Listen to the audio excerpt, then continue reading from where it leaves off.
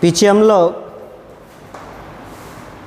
पिछले वीडियो में sex link characters and their inheritance पढ़े थे। आज इस चैप्टर का अंतिम टॉपिक है, अंतिम पॉइंट है क्रोमोसोमैटिक डिसऑर्डर्स इन ह्यूमन।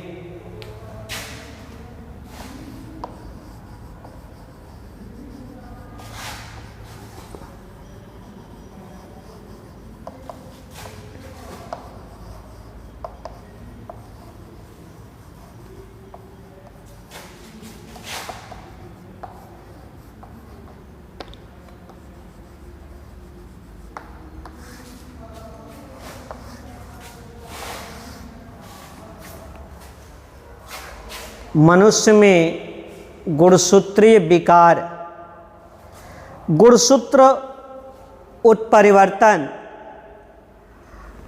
के कारण जो है गुणसूत्रों की संख्या बदल जाती है और ऐसे परिवर्तन जो है मुख्यतः दो प्रकार के होते हैं। एक होता है यूप्लॉइडे और दूसरा होता है एन्यूप्लॉइडे। यूप्लॉइडे और दूसरा होता है एन्यूप्लॉइडे। तो सबसे पहले यूप्लॉइडे, यू मीन्स या अर्थ है इवन, अर्थात इनमें गुणसूत्रों की बदली हुई संख्या जो है सदैव एक सेट में या इनके गुणों में त्रिगुण, चौगुण या बहुगुणों में जो है पाया जाता है। इसलिए इसे हम बहुगुणिता गुणसूत्र भी कहते हैं और ऐसे जंतुओं में कम होता है बहुगुणिता गुणसूत्र। यदि किसी जंतु में पाया गया तो मृत्यु कारक हो जाता है, लीथल हो जाता है, लेकिन पौधों में, पादपों में अधिकांशतः जो है पाया जाता है कि ऐसा एक मादा युग्मक अर्थात अंडाणु या बीजाणु दो या दो से अधिक जो है यदि नर युग्मकों के द्वारा जो है निषेचित होते हैं या इनमें अधूरे जो है समसूत्रण की क्रिया होती है तो इसे जो है हम यूप्लॉइडी कहते हैं। अर्थात इनमें गुणसूत्रों का परिवर्तन जो है एक सेट में होता है या इनके गुणों में होता है, त्रिगुण, चौगुण, बहुगुण में होता है। फिर है एन्यूप्लॉइडे। एन्यूप्लॉइडे अर्थात एन्यू मीन्स होता है अनइवन, किनमें जो है गुणसूत्रों की बदली हुई संख्या जो है एक सेट के गुणों में नहीं होता बल्कि अर्धसूत्रण में एक या अधिक समजात गुणसूत्रों के परस्पर पृथक न होने के कारण अर्थात अर्धसूत्री विभाजन में जो है पृथक न होता है, अलगाव नहीं होता है, जिससे अलग अलग नहीं हो पाते हैं, तो ये एन्यूप्लॉइडी होता है। और ये एन्यूप्लॉइडी जो है इनमें गुणसूत्रों का परिवर्तन ये अधिकांशतः जो है लिंग गुणसूत्र में भी और ऑटोसोमल गुणसूत्र में भी होता है। अर्थात या तो अर्धसूत्री विभाजन हो रहा है लिंग गुणसूत्र में तब भी पृथक्करण नहीं हो रहा है, या समसूत्रण विभाजन हो रहा है तब भी पृथक्करण नहीं हो रहा है। अर्थात पृथक न हो पाने के कारण जो है गुणसूत्रों की कुल संख्या कुछ कम हो जाती है या कुछ अधिक हो जाती है, घट बढ़ जाती है, जिससे शरीर के एक साथ कई लक्षण प्रभावित होते हैं। तो शरीर के जो एक साथ कई लक्षण प्रभावित होते हैं इसे ही जो है हम सिंड्रोम अर्थात लक्षण कहते हैं। और ये बहुत ही इनकी जानकारी प्राप्त करना महत्वपूर्ण होता है, जिसमें आता है पहला डाउन सिंड्रोम।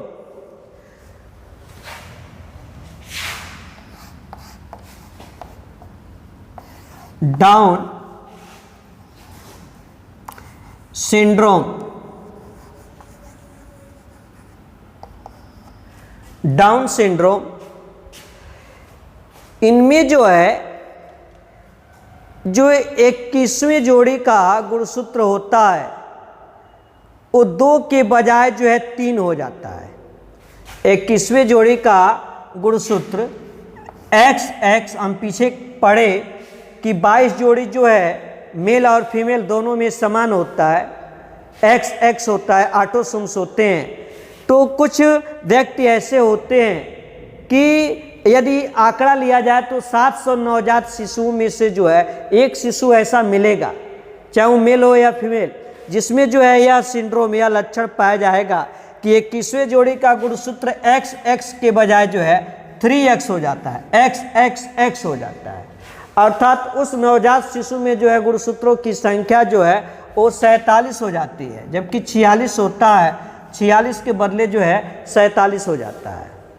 तो इनका अधिकांश बच्चे जो है इस 16 से 17 वर्ष की आयु में ही इनकी मृत्यु हो जाती है, और 40 वर्ष की अवस्था तक जो है मात्र ये जितने डाउन सिंड्रोम से ग्रसित व्यक्ति मिलेंगे उसका 8% ही 40 वर्ष की अवस्था तक जीवित रहते हैं। 40 वर्ष की अवस्था में जाकर जो है उनकी मृत्यु होती है, नहीं तो अधिकांशतः की मृत्यु 16 से 17 वर्ष की अवस्था में हो जाता है।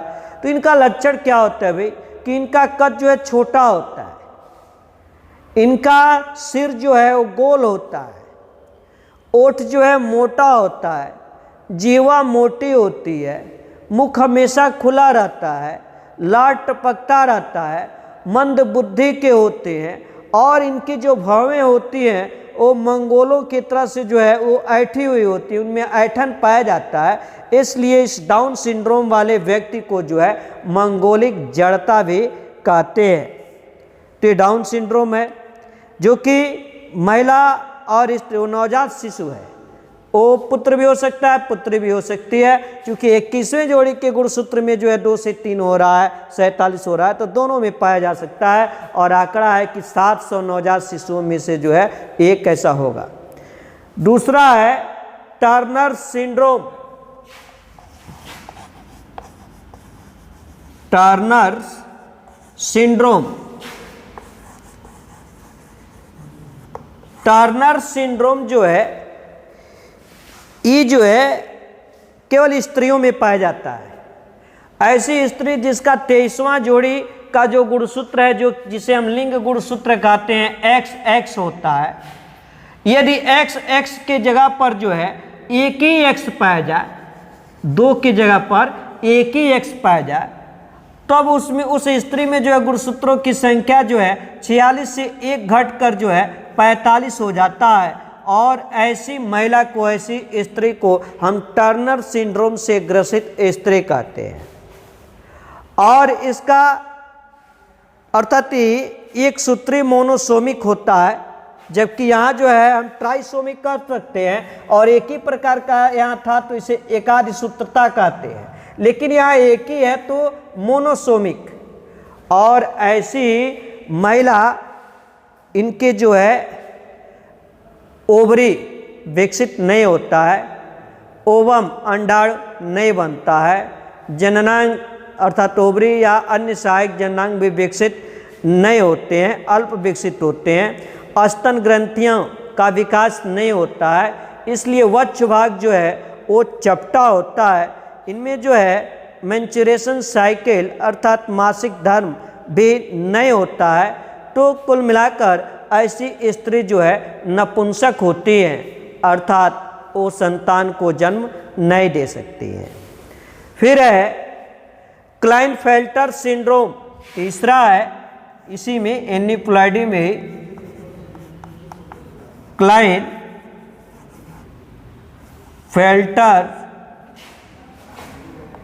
सिंड्रोम। क्लाइनफेल्टर सिंड्रोम में जो है इसमें जो लिंग गुणसूत्र होता है वो लिंग गुणसूत्र जो है 2 के बजाय 3 या 3 से अधिक हो जाता है। जैसे XXY हो जाए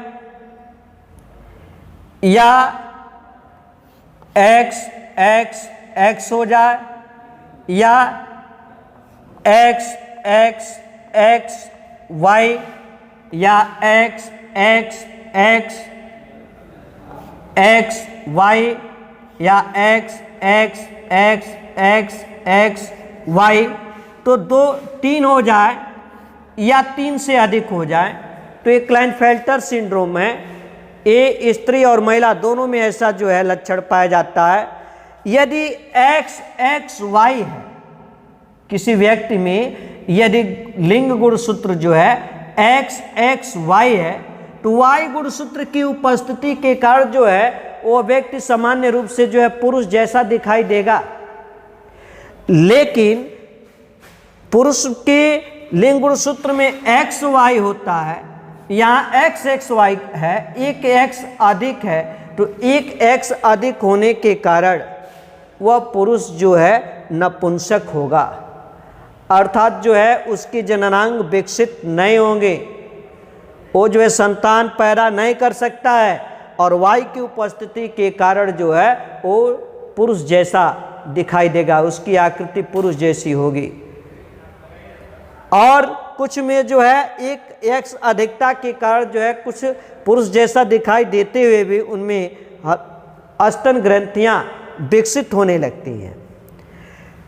तो ऐसे है कि एक्स एक्स एक्स ये भी क्लाइनफेल्टर्स है, लेकिन ये जो है एक्स ही है तो ये मादा होगी, महिला होगी। ये महिला जो है कामुक होगी, अधिक प्रजाई होगी, लेकिन मंद बुद्धि की होगी, छोटी होगी, संतान अधिक पैदा करेगी, क्योंकि इसमें जो है 3x है।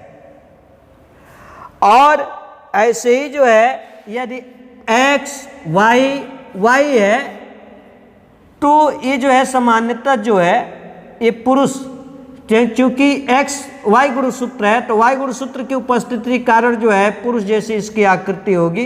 ये लंबा होगा, इनमें ये अधिक कामुक होंगे, गुस्सैल प्रवृत्ति के होंगे, लेकिन मंद बुद्धि के होंगे और बात बात में जो है ये नाराज होंगे, इनको गुस्सा आती होगी और ये जो है अति नर कहलाते हैं, इसलिए कि इसमें डबल वाई है, ये संतान अधिक पैदा करते हैं।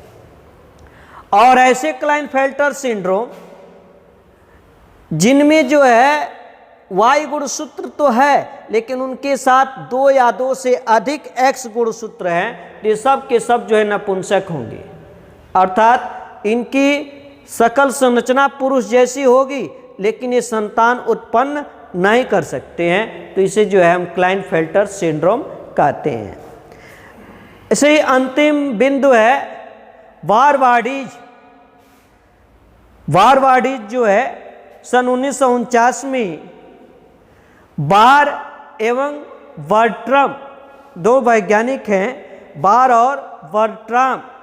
ये बार और बर्ट्राम ये 2 वैज्ञानिक हैं और इन दोनों वैज्ञानिकों ने जो है 1949 में जो है एक खोज की जिसमें कि बिल्ली की त्वचा की कोशिकाएं, बिल्ली की मुख गुहा में जो अधश्लेष्मिका लेयर है उस लेयर की कोशिका के अध्ययन में पाया कि त्वचा की कोशिका या अधश्लेष्मिका की कोशिका में केंद्रक के पास, यदि एक कोशिका है और एक केंद्रक है तो केंद्रक के पास जो है एक सघन पिंड दिखाई दिया और इसी सघन पिंड को इन वैज्ञानिकों के नाम पर ही वारवाडीज कहा गया। बाद में जिसकी खोज हुई कि ये सघन पिंड जो है ये एक्स क्रोमोसोम्स के निष्क्रियकरण के पश्चात जो है ये सघन पिंड बना, एक्स क्रोमोसोम्स के निष्क्रिय होने पर जो है बना, अर्थात इसका उपयोग जो है हम लिंग निर्धारण में भी करते हैं कि जिसमें जो है वारवाडीज पाया गया वो जो है पुत्री, नहीं पाया गया तो पुत्र, अर्थात लिंग निर्धारण में इसका प्रयोग करते हैं। एक्स क्रोमोसोम्स के निष्क्रियकरण के फलस्वरूप जो है ये बनता है। तो चूंकि बार एवं बर्ट्राम नामक वैज्ञानिक ने इसकी खोज की थी इसलिए इसे जो है हम वारवाडीज या बार काय कहते हैं। इस प्रकार से जो है वंशांगत और विविधता जो चैप्टर है, वो वंशांगत और विविधता चैप्टर जो है समाप्त है। आगे जो है अब दूसरा चैप्टर आपका आगे है आनुवांशिक पदार्थ की खोज, DNA, अर्थात आनुवांशिक पदार्थ पढ़ेंगे अगले टर्म पर।